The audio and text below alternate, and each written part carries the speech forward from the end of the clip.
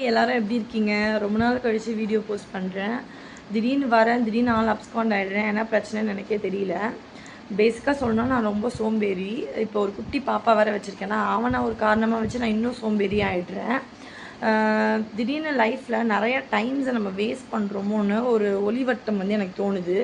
அதை வரும்போதே நம்ம பிடிச்சிக்கணும்ல. ஸோ அதனால தான் இனிமேல் டைம்ஸ் ரொம்ப வேஸ்ட் பண்ணக்கூடாதுன்னு காலையில் சீக்கிரமாக எந்திரிக்கணும், நைட்டு சீக்கிரமாக படுக்கணும்னு நினச்சிருக்கேன். அது எந்த அளவுக்கு பண்ண முடியும்னு தெரியல. பட் பண்ணணுன்ட்டு என்ன நானே செல்ஃப் மோட்டிவேட் பண்ணிக்கலான்னு இருக்கேன்.